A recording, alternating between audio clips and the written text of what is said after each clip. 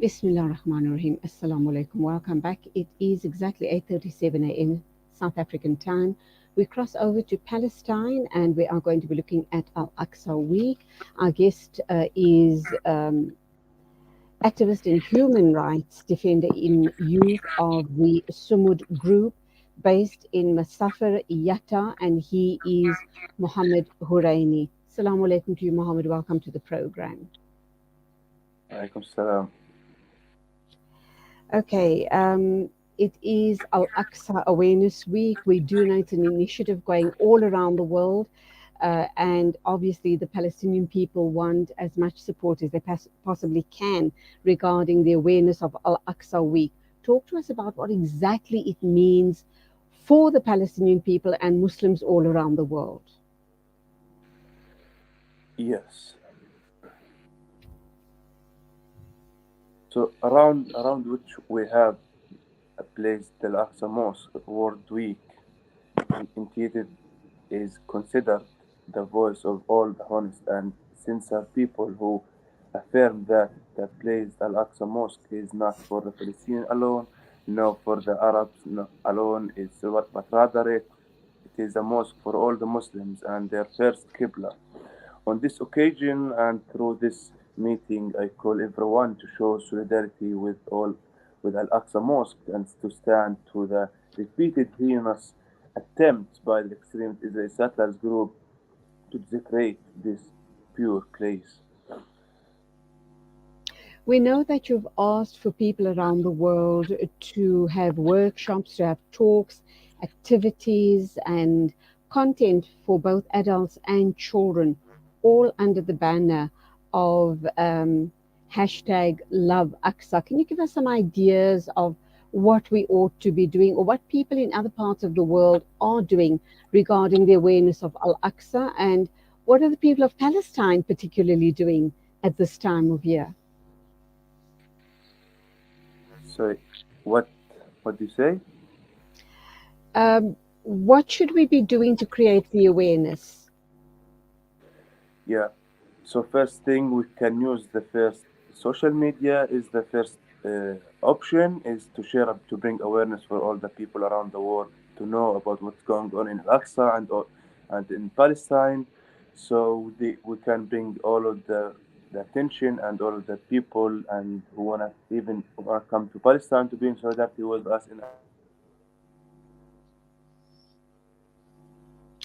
as a Palestinian. Okay, Mohammad Hureini, you are in Palestine as we speak. We also understand that you are calling for people to teach Muslims and non-Muslims the great heritage of Masjid al-Aqsa and how to support the people, uh, obviously the people of Palestine, the type of support you require from us. Talk to us about the heritage of Masjid al-Aqsa. Why is it important for us as Muslims? We also know, inshallah, that on Saturday we will be observing the Mubarak night of Al-Miraj. Talk to us a little bit about that as well and the significance with Masjid al-Aqsa. So, Bismillah ar-Rahman ar-Rahim.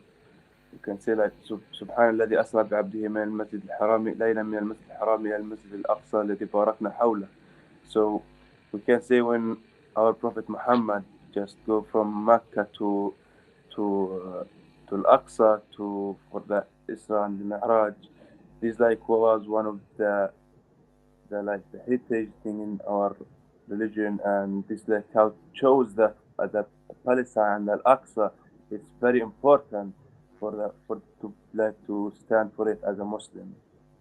Like this like Isra and Mi'raj showed you that how much is Al-Aqsa and Jerusalem and Palestine is how it's important that our Prophet Muhammad came from uh, Saudi Arabia to Palestine to go to the God. Alhamdulillah.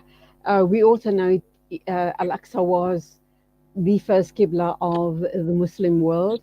And here again, Alhamdulillah, you're talking about the significance of wal Isra wal Miraj, which Muslims around the world will be observing, inshallah, on Saturday.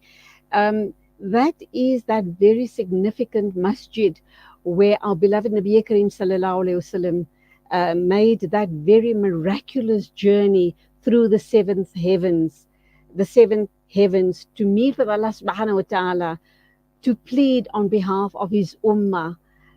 It's a beautiful, beautiful narration. It is in the Holy Quran as well, and very, very important.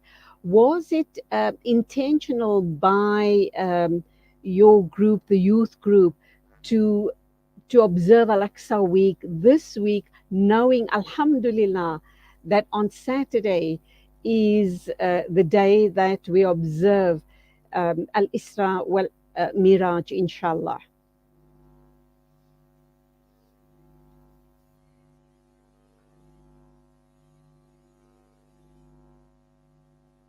Mohammed, I'm not sure whether you heard my question.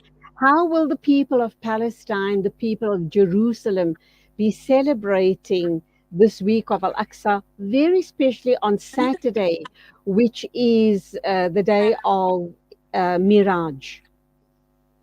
Yeah, so all of the Palestinian actually, when Al Isra wal Miraj it is like came, they go all to Masjid Al Aqsa and stay there and pray and reading Quran. And here in Massafer, like most of the people, some of the Palestinian people are not allowed to enter to Jerusalem. Like me, I'm banned to enter to Jerusalem because of my activism. So usually we participate in like reading Quran, praying in the mosque, and saying uh, some beautiful words about just inviting people to come and pray and to remind them about the Isra and Mi'raj. There is a threat by the illegal occupiers, the Israelis, to want to uh, take over Masjid al Aqsa, to break it down. That's their intention, and to build their own temple.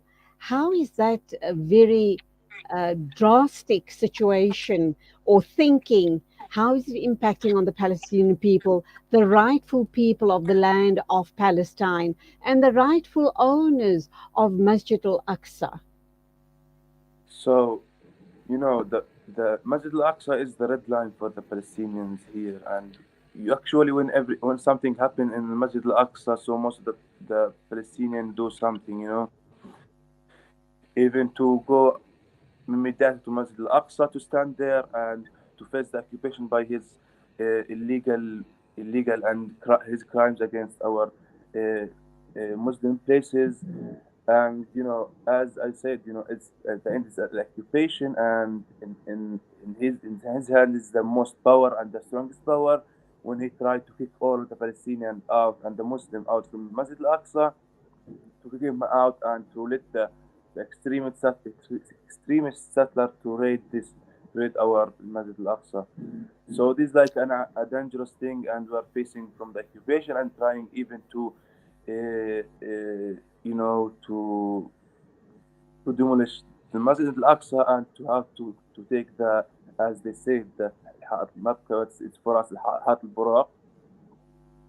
And even most settler, like some settler, I heard some of them that he said even for the Israeli government that this like for Muslims you are not allowed to like even to touch it. So we have some as they said, like we have some holy thing to stay, and you don't touch it, because usually when Israel start to do provocation with the Palestinians in Masjid al-Aqsa, so this will start a war even from Gaza with Israel. Absolutely. Absolutely. Our duas and support with the people of Palestine. Uh, we here in South Africa are doing everything we can to keep your stories alive, to support you in every way we can. And we are putting out a very loud and clear message of Al-Aqsa week, inshallah. You stay safe. Our duas are with one and all, inshallah, and have a wonderful Al Aqsa Week in your part of the world. I know as an activist, you've been banned. You're not allowed to go anywhere near the precinct of Al Aqsa, but from as close as you possibly can get, Allah subhanahu wa ta'ala accept all your du'as and keep you Inshallah. and all our children safe in Palestine. Inshallah. Inshallah. Salamu alaikum to you. You and thank you for you all, the audience. Hope you are well and hope to see you in Palestine. Thank you so much. Ameen, Ameen, Ameen, Thumma Ameen. That was Mohammad Hureini, an activist, a youth activist in Palestine, talking to us about obviously Al Aqsa Week. Let's support them, let's make dua for them, and let's do everything we possibly can to keep alive this amazing heritage, Masjidul Aqsa. We, you know, when I talk about Laylatul Miraj, and when I think about that story that was shared with me from the time I was a little girl, of how beloved Nabi Kareem Sallallahu Alaihi Wasallam rose and made his journey on Al Buraq through the seventh heavens for an audience with Allah Subhanahu wa Taala, to go and plead with Allah to make it easy on us, his ummati, to cut down the salah from what was supposed to have been 50 salahs per day, with our beloved Nabi's negotiations with none other than Allah subhanahu wa ta'ala. The salah was then brought down to 5 salahs per day. So Laylatul Miraj is really and truly a very significant night in the night of us as Muslims. Let's think, let's ponder, let's be in a night of ibadah, of spirituality, and thank Allah subhanahu wa ta'ala for blessing us as a Muslim ummah with the greatest of the great that walked on earth, the greatest of humankind, our beloved Nabi Kareem Sallallahu Alaihi Wasallam. And let's thank Allah subhanahu wa ta'ala that we were born as Muslims. Let's touch lives in a positive way. May Allah subhanahu wa ta'ala accept all our du'as in this amazing, significant week, very especially on the night of Laylatul Miraj, inshallah. The time is exactly 8:49. News and views right here on Salam Media. Standing by to talk to us is Abid Karim from Al Imdad Foundation. Another sad story, this time floods in our own backyards. Please stay with us.